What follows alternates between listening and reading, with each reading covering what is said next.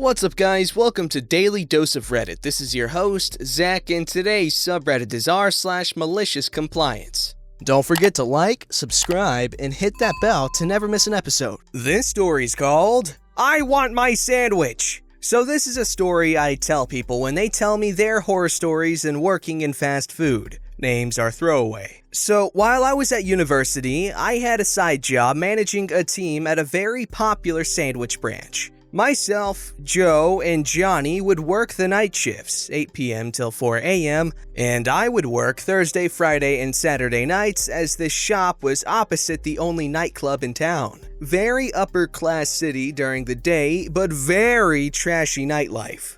It would get so busy after 2 a.m. with drunks that queues would be out the door and we would have to put away tables and chairs to block the toilets as people would either throw them at us or at each other or dash off to the toilets for a quickie with a stranger. This, however, happened at around 9 p.m.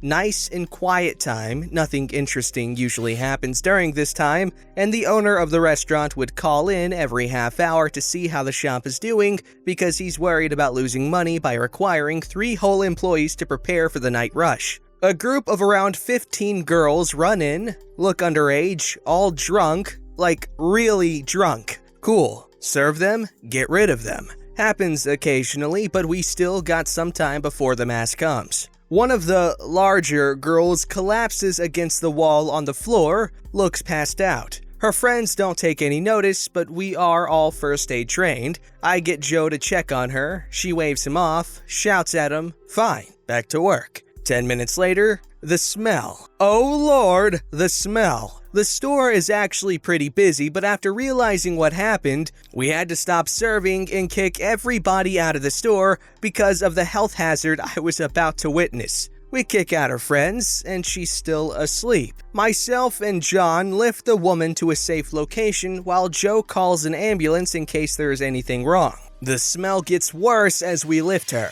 I felt sick. I turned to look back and I saw the largest, wettest pile of feces I had ever seen in the shape of her behind with a very distinct line in the middle representing what was most likely a G-string or thong. Be mindful that this girl looks like she's 15. None of us wanted to go anywhere near it, but a joint effort between the 3 of us had it cleaned up within minutes. I wasn't going to risk anything, so I left the ventilators on full blast and prepared to lock up for the rest of the night. Incoming phone call. It basically went down as, how's the store? We had an incident, so we had to close. What? Under no circumstance are you to close early? Yes, but no buts. Open back up immediately or I'll fire all 3 of you. We throw away any perishable that wasn't covered. We didn't have a lot out, but still, not risking anything else that could lose me my oh-so-precious part-time job.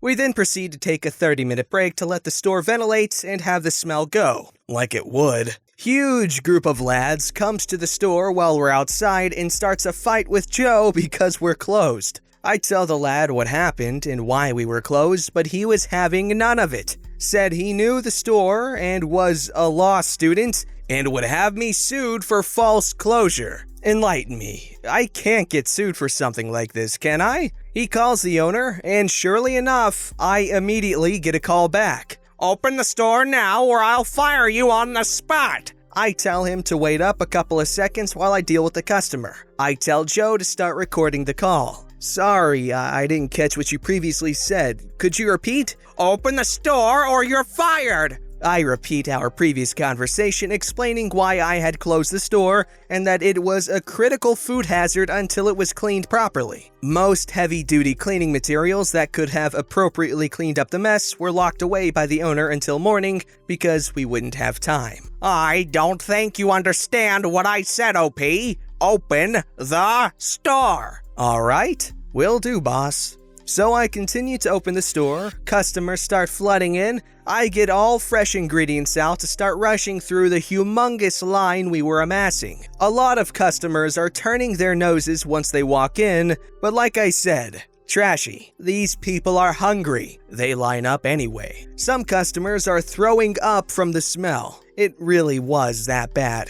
asked me what was up. I told them that if I were to close, I lost my job. Police show up and close up shop for us. Thank God. I was waiting for something like this to happen. We didn't even have to clean up. We just got told to go home and they would sort it with the owner tomorrow because the city had a reputation to uphold. I ended up getting fired because I closed the store. But instead of just getting fired, I ended up taking it to court for unfair dismissal and got a month's payout, and the owner had an emergency health inspection the morning after. The guy lost his branch. He works as a security guard at a grocery store now, working for the security guard he previously hired to look after us after 1 a.m. Pretty sure he ended up losing his house and car too. Screw that guy. Okay, I'm more concerned about how the hell someone's turds stink up a store that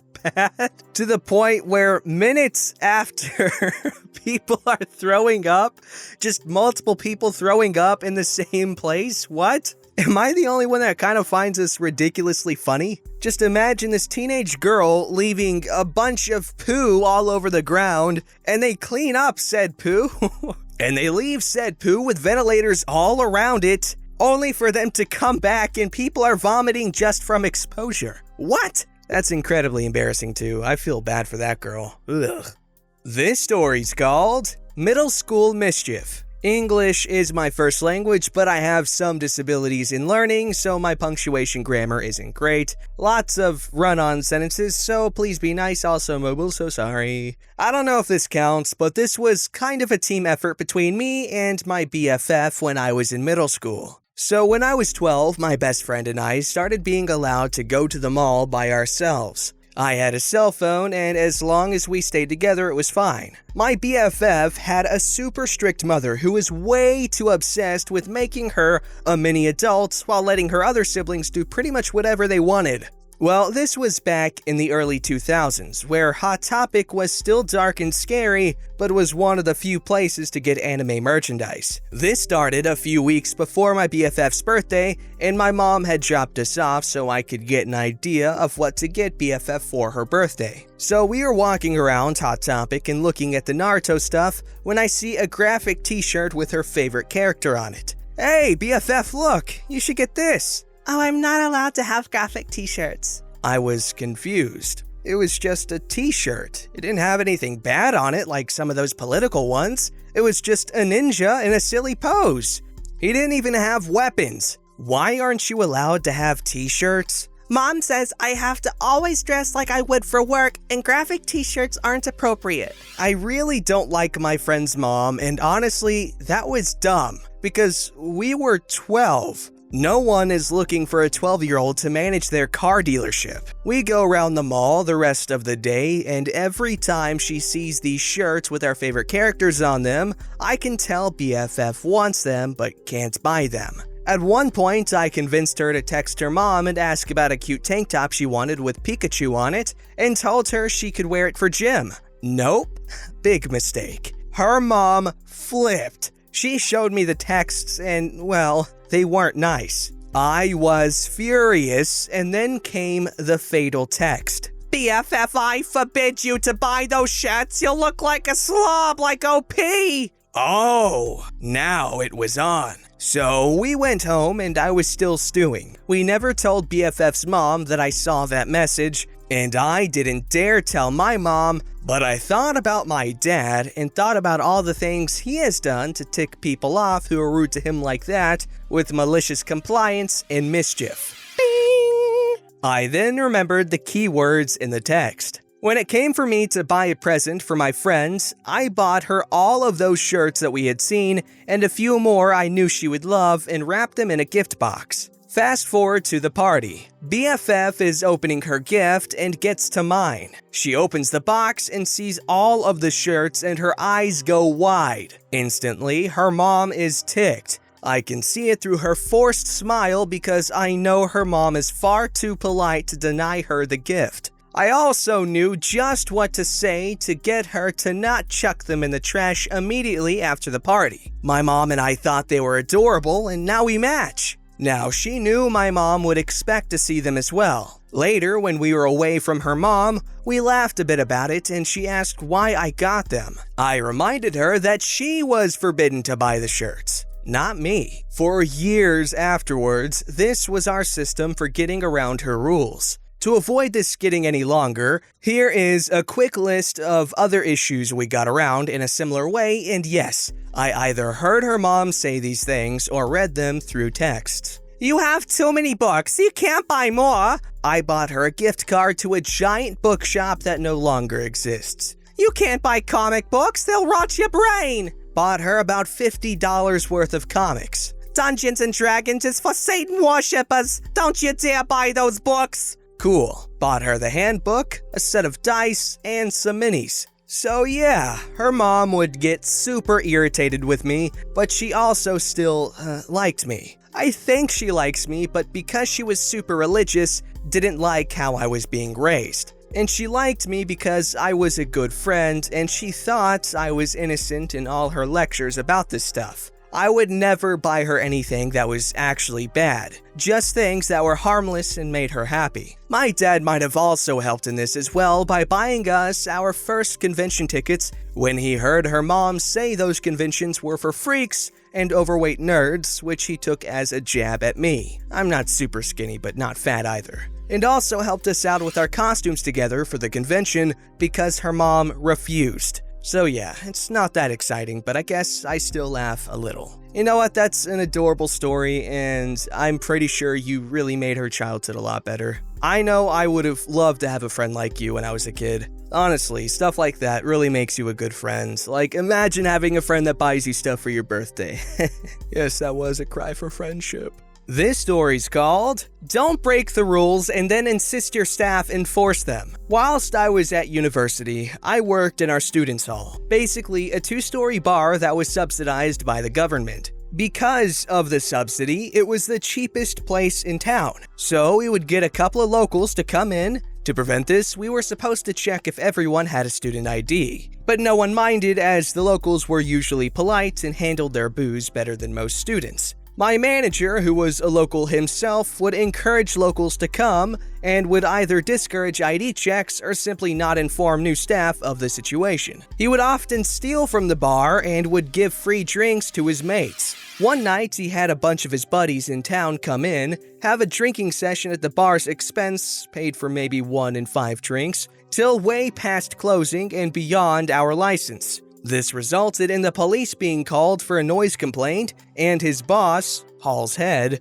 finding out. To cover his ass, he claimed that the group were locals that we, the bar staff, had happily allowed to stay and then fudged the accounting for the night to make up for the free drinks. Because of this, he himself demanded we check every student's ID, and the head took away some of our employee perks. The Sunday after this all went down, the pool tournament guys come in. These guys rotate which bar they go to every week between a list of maybe 6 that have enough pool tables and lounge space. I personally have served them half a dozen times. They make their way over to the bar, and the first guy is well into his 40s. Hey man, before I serve you, I have to see your student ID. He chuckled and said something along the lines of, "Do I look like a student?" and proceeded to order. Look, I'm sorry, but I've been told that if you haven't got a student ID, I can't serve you. He started to realize I wasn't just messing with him and looked to the other members of staff, who reiterated the point.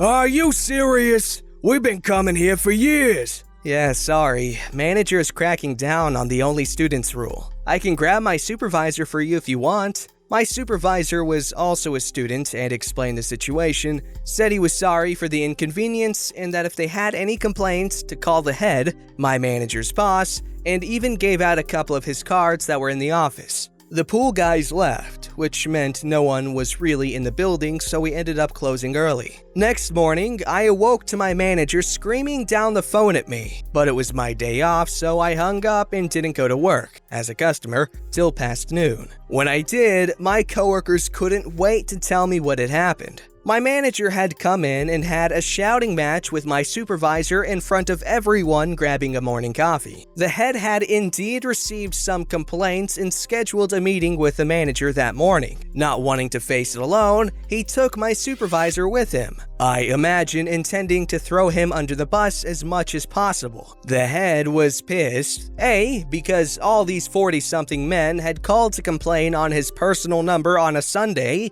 B, because these 40-something men, by their own admission, had been coming for years at the invite of the manager, whom they knew well. My manager tried to save face and claim they were associated with the university, that they were in fact lecturers, that it was the bar staff's failing to check for student ID all this time, and then turned on my supervisor saying he'd given them a bad reputation, cost them money by turning them away, and closing early, as well as laying bare every other mistake he had ever made. My supervisor explained that it was never explained to staff that customers had to be students, as the manager actively encouraged locals to come in, that even lecturers get a form of student ID, and explained to the head about the manager's drinking with his mates and the dodgy accounting he'd do. This led to the CCTV being checked when the head saw that it was, in fact, the manager and his mates, that the bar staff rarely put anything through the tills at his request, suspended him on the spot. He then said the accounts would need to be audited and that he would likely be terminated and even prosecuted. After a surreal couple of weeks, we got our perks back, they hired a new manager, and eventually they installed locks on the doors that could only be opened with a student ID. No idea what happened to the old manager, but by no means a loss. Okay, that manager sounds incredibly slimy and ratty and like a snake, and a number of other words you might describe someone that nasty, slimy, and ratty and snaky. But yes, it's probably never a good idea to abuse your power, however, that won't stop anybody from doing it. Don't forget to like, subscribe, and hit that bell to never miss an episode.